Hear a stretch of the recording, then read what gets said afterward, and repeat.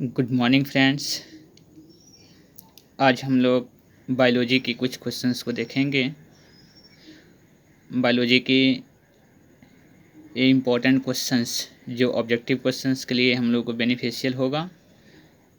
आइए आज हम लोग करते हैं इसकी शुरुआत। जुड़े रहिए आप लोग आर के मैथमेटिक्स क्लासेस बेतियाँ रिंकू सर के साथ। तो चलिए, पहली क्वेश्चंस हमारे पास मिलेगी कि जीव विज्ञान और जंतु विज्ञान के पिता किसे कहा जाता है। जीव विज्ञान और जंतु विज्ञान के पिता किसे कहा जाता है, तो अरस्तु को कहा जाता है। यानी कि जीव विज्ञान और जंतु विज्ञान के पिता कौन है, तो अरस्तु। उसके बाद है चिकित्सा विज्ञान के पिता। चिकित्सा विज्ञान के पिता को किनको कहा जाता है, तो हिप्पोक्रेट्स को। तो चिकित्सा विज्ञान के पिता हिप्पोक्रेट्स हैं और जीव विज्ञान और जंतु विज्ञान के पिता अरस्तु हैं। कोशिका की खोज कब की गई थी? कोशिका की खोज आपको 1665 ईस्वी में रॉबर्ट हुक ने किया था। यानी कि कोशिका की खोज कब किसने किया था, तो रॉबर्ट हुक ने कब किया था, तो 1665 ईस्वी में। उसके बाद सबसे छोटी कोशिका कौन सी होती है, तो सबसे छोटी कोशिका माइकोप्लाज्मा गैलिस। सबसे छोटी कोशिका माइकोप्लाज्मा। सबसे छोटी कोशिका माइकोप्लाज्मा जो गैलिसिप्टिकम की होती है। और सबसे बड़ी कोशिका शुतुरमुर्ग पक्षी के अंडे की होती है। शुतुरमुर्ग जो पक्षी है इसके अंडे बहुत बड़े होते हैं, तो सबसे बड़ी कोशिका शुतुरमुर्ग पक्षी के अंडे की होती है। पत्तियों का रंग पीला होने का कारण क्या है?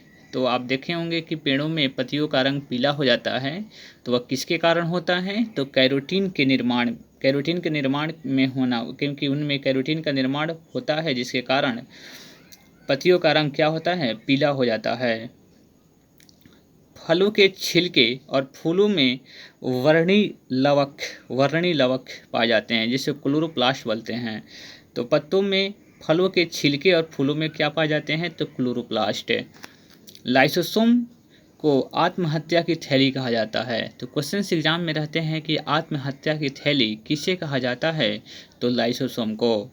उसके बाद राइबोसोम होते हैं, वो किसके से मिलने से बने होते हैं, तो राइबोसोम होता है वह आरएनए और प्रोटीन से बने होते हैं, प्रोटीन के बने होते हैं। तो आपको क्वेश्चंस रहेगा कि राइबोसोम किसका मिलने के कारण बनता है, तो आरएनए और प्रोटीन के कारण। उसके बाद है राइबोसोम को प्रोटीन का फैक्ट्री कहा जाता है। यानी कि राइबोसोम को प्रोटीन का फैक्ट्री कहा जाता है। तो प्रोटीन का फैक्ट्री किससे कहा जाता है, तो राइबोसोम को। और राइबोसोम किससे बना होता है, तो आरएनए और प्रोटीन के बने होते हैं। केंद्रक के गुणसूत्र डीएनए तथा प्रोटीन के बने होते हैं। केंद्रक का गुणसूत्र जो होता है वह किससे बना होता है, तो डीएनए और प्रोटीन के कारण। केंद्रक में गुणसूत्र डीएनए और आरएनए रहता है। केंद्रक में गुणसूत्र कौन कौन से रहते हैं, तो डीएनए और आरएनए। मनुष्य में कितने क्रोमोसोम पाए जाते हैं, तो मनुष्य में आपको 23 जोड़े अर्थात 46 क्रोमोसोम्स पाए जाते हैं। डीएनए एक प्रकार का न्यूक्लिक अम्ल है। डीएनए किस प्रकार का क्या है, तो डीएनए जो होता है वह एक प्रकार का न्यूक्लिक अम्ल होता है। कोशिका विभाजन से जीव में प्रजनन एवं वृद्धि होती है। देखिए, कोशिका विभाजन के कारण ही जीव में क्या होता है, प्रजनन होता है या वृद्धि होती है। समसूत्री विभाजन के कारण जीवों में वृद्धि एवं विकास होता है। समसूत्री विभाजन के कारण ही जीवों में वृद्धि और विकास होता है। कोशिका जीवन की सबसे छोटी रचनात्मक एवं कार्यात्मक इकाई है। कोशिका जो है ना, सेल जिसको बोलते हैं इंग्लिश में, ये जीवन की सबसे छोटी संरचनात्मक और कार्यात्मक इकाई है। मानव शरीर में करीब 500 अरब कोशिकाएं पाई जाती है। 5000 अरब कोशिकाएं पाई जाती है। मानव शरीर में कितने कोशिकाएं सेल पाई जाती हैं, तो लगभग 5000 अरब कोशिकाएं पाई जाती है।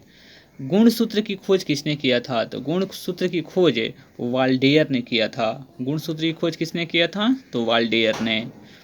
जोहान्सबर्ग ने जीन शब्द का प्रतिपादन किया था? तो क्वेश्चन रहते हैं कि जीन शब्द का प्रतिपादन सबसे सर्वप्रथम किसने किया था? तो जोहानसन ने। सबसे लंबी कोशिका तंत्रिका कौन सी है? तो सबसे लंबी कोशिका तंत्रिका न्यूरॉन है। क्या है? तो न्यूरॉन। आरएनए का प्रमुख कार्य प्रोटीन संश्लेषण में सहायता करना है। आरएनए का हमारे शरीर में क्या काम होता है? तो प्रोटीन संश्लेषण में यह हम लोगों को सहायता प्रदान करता है। डीएनए और आरएनए बनाने की विधि क्या कहलाती है? ट्रांसक्रिप्शन कहलाता है। डीएनए और आरएनए बनने की विधि को क्या बोलते हैं? ट्रांसक्रिप्शन। शैवालों के अध्ययन को क्या बोलते हैं? शैवालों के अध्ययन को क्या बोलते हैं? फाइकोलॉजी। शैवालों के अध्ययन को क्या बोलते हैं? तो फाइकोलॉजी। उसके बाद क्वेश्चन है कि अनावृत बीजी पौधा कौन सा होता है? तो अनावृत बीजी पौधा वह पौधा होता है जिनमें बीज में आवरण या कवच नहीं पाया जाता है। अर्थात वैसे पौधे जिसके बीज में आवरण और कवच नहीं पाया जाता है उसको अनावृति बीजी पौधा कहा जाता है। उसके बाद आवृत बीजी पौधा किसे कहते हैं? तो आवृत बीजी पौधा वह होता है जिनके बीज में आवरण पाया जाता है। जिसके बीज में क्या पाया जाता है? आवरण। शैवालों में कार्बोहाइड्रेट्स, अकार्बनिक पदार्थ, विटामिन आदि प्रचुर मात्रा में पाया जाता है। शैवाल में क्या क्या पाया जाता है? तो शैवाल में आपको कार्बोहाइड्रेट्स, अकार्बनिक पदार्थ और विटामिन प्रचुर मात्रा में पाया जाता है।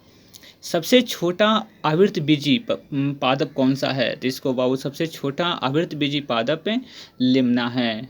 आवर्त बीजी आपके पौधा आप तो समझ रहे हैं ना, जिसके बीज में क्या होता है? आवरण पाया जाता है। तो सबसे छोटा आवृत बीजी पादप कौन सा होता है? तो लिम्ना।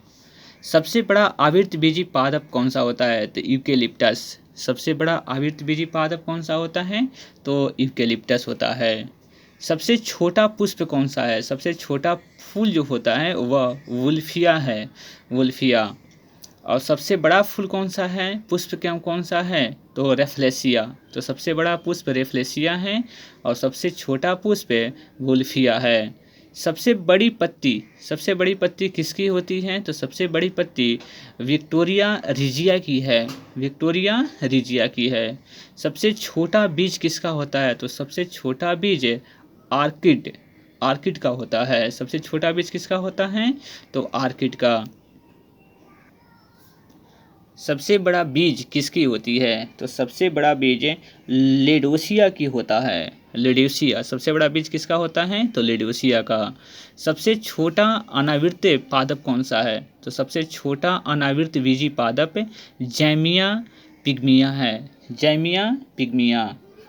केंद्रक की खोज किसने किया था? तो केंद्रक की खोज रॉबर्ट ब्राउन ने की थी। केंद्रक की खोज किसने किया था? तो रॉबर्ट ब्राउन ने। माइटोकॉन्ड्रिया को हम लोग पावर हाउस बोलते हैं, यानी कि ऊर्जा गृह कहा जाता है। क्या बोलते हैं इसको? ऊर्जा गृह, पावर हाउस। तो क्वेश्चन एग्जाम में रहते हैं कि हम लोग पावर हाउस के नाम से जाना जाता है, कौन सा है? तो उसको बोलते हैं माइटोकॉन्ड्रिया। डीएनए का डबल हेलिक्स मॉडल किसने बनाया था? डीएनए का डबल हेलिक्स मॉडल वाटसन एवं क्रिक ने बनाया था।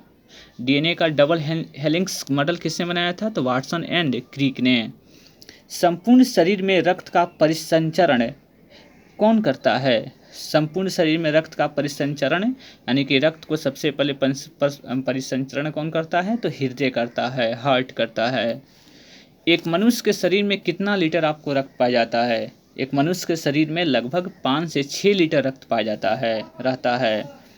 रक्त लाल कण गोलाकार, केंद्र रहित तथा हीमोग्लोबिन युक्त रक्त कण होता है, यानी कि लाल जो आरबीसी होता है, लाल रक्त कण उस गोलाकार, केंद्र रहित तथा हीमोग्लोबिन युक्त रक्त कण होता है। लाल रक्त कण जिसको हम लोग आरबीसी कहते हैं, इसका जीवन काल कितना दिन होता है? तो आरबीसी का जीवन काल 120 दिन का होता है। लाल रक्त कण का मुख्य कार्य क्या होता है? तो आरबीसी का मुख्य कार्य ऑक्सीजन और CO2 का संवहन होता है, यानी कि ऑक्सीजन और CO2 का क्या करता है? यह संवहन करता है। आरबीसी और एवं WBC का निर्माण कहाँ होता है? तो RBC और WBC का निर्माण अस्थिमज्जा में होता है, अस्थिमज्जा में होता है। प्लीहा, जिसको स्प्लीन बोलते हैं इंग्लिश में, तो प्लीहा जो होता है वह शरीर का रक्त बैंक कहा जाता है। शरीर का रक्त बैंक किसे कहा जाता है? तो प्लीहा को, यानी कि ब्लड इसी में स्टोर आता है, इसको बोलते हैं प्लीहा, स्प्लीन। उसके बाद हम लोगों को श्वेत रक्त कण, जिसको WBC कहा जाता है, तो सब श्वेत रक्त कण का मुख्य कार्य क्या होता है? तो इसका मुख्य कार्य बाहर से आए रोगाणुओं का हनन करना होता है, यानी कि यह जो हम लोगों को प्रतिरोधक क्षमता, जो हम लोगों को बैक्टीरियाज हो हैं उसको यह मारता है, यानी कि WBC, जिसको फाइट, यानी कि इसको बोलते हैं हम लोग श्वेत रक्त कण WBC का जीवन काल क्या होता है? तो WBC का जीवन काल आपके पास 2 से 4 दिन तक ही होता है, 2 से 4 दिन तक। हाँ, और RBC का तो लगभग 120 दिन होता है। कितने दिन होता है? 120 दिन। मनुष्य में शरीर का धड़कन की गति कितनी होती है? तो मनुष्य में शरीर की धड़कन की गति आपको 72 बार होती है, 72 पर मिनट होती है, यानी कि पर 1 मिनट में कितनी बार धड़कता है? 72 बार्स। मनुष्य के शरीर में रक्त की मात्रा शरीर के भार के लगभग कितना % होता है? 7%। मनुष्य का उसके शरीर के भार का कितना % होता है? 7%। एक बार रक्त संचरण पूरे शरीर में 23 सेकंड लगता है, यानी कि अगर हमारी ब्लड का संचरण अगर हो हमारी टोटल होल बॉडी में, तो कितने सेकंड में टोटल होल बॉडी में हो जाता है? तो 23 सेकंड में। रक्त समूह की खोज 1901 ईस्वी में किसने किया था? तो लैंड स्टीनर ने किया था। लैंड स्टीनर ने रक्त समूह की खोज की थी। कब की थी? तो 1901 ईस्वी में। अब आते हैं रक्त समूह के बारे में। रक्त समूह, मनुष्य में कितने प्रकार की रक्त समूह पाई जाती है? तो 4 प्रकार की, A, B, AB और O, ये रक्त समूह होते हैं, यानी कि 4 हमारे पास रक्त समूह पाए जाते हैं। रक्त समूह O जो होता है वह सर्वदाता होता है, यूनिवर्सल ब्लड डोनर होता है, यानी कि यह जो O रक्त समूह वाले जो पर्सन्स होते हैं वह किसी को भी अपना ब्लड दे सकते हैं। और AB जो होता है, रक्त समूह AB, वह सर्वग्राही होता है। सर्वग्राही मतलब यूनिवर्सल ब्लड रेसिपिएंट, यानी कि किसी से भी यह ब्लड आपको ले सकता है। यह लेने वाला आपको AB है और किसी को भी देने वाला O होता है। सरीसृप का अध्ययन किसे कहता है? सरीसृपों का अध्ययन क्या कहलाता है? तो हर्पेटोलॉजी कहलाता है। क्या कहलाता है? हर्पेटोलॉजी। एक स्वस्थ मनुष्य का रक्तदाब पारे पर कितना होता है? तो एक स्वस्थ मनुष्य के शरीर का रक्तदाब पारे पर 120/80 mm होता है। जिसको याद रखेंगे कि रक्तदाब कितना होता है? 120/80 mm होता है। श्वसन में शर्करा का ऑक्सीकरण होता है। श्वसन में शर्करा का क्या होता है? तो ऑक्सीकरण होता है। तो इसमें क्वेश्चंस में रहेगा कि श्वसन में शर्करा का क्या होता है? ऑक्सीकरण या अवकरण? तो इसमें ऑक्सीकरण होता है। मानव शरीर में होने वाली क्रियाओं का नियमन और नियंत्रण किसके द्वारा होता है? तो तंत्रिका तंत्र के द्वारा होता है। मानव शरीर में होने वाली क्रियाओं का नियमन और नियंत्रण तंत्रिका तंत्र के द्वारा होता है। प्रोटीन का पाचन कहाँ होता है? तो प्रोटीन का पाचन आमाशय में होता है। प्रोटीन का पाचन कहाँ होता है? आमाशय में। पाचन की क्रिया कहाँ से प्रारंभ हो जाती है? तो पाचन की क्रिया मुख से ही प्रारंभ हो जाती है, यानी कि मुंह से ही माउथ से ही प्रारंभ हो जाती है। पाचन के बाद बचे हुए अपशिष्ट पदार्थ का अवशोषण कहाँ होता है? तो छोटी आंत में होता है, यानी कि सबसे लास्ट स्टेज होता है हमारी भोजन पचाने का, वह होता है छोटी आंत में होती है।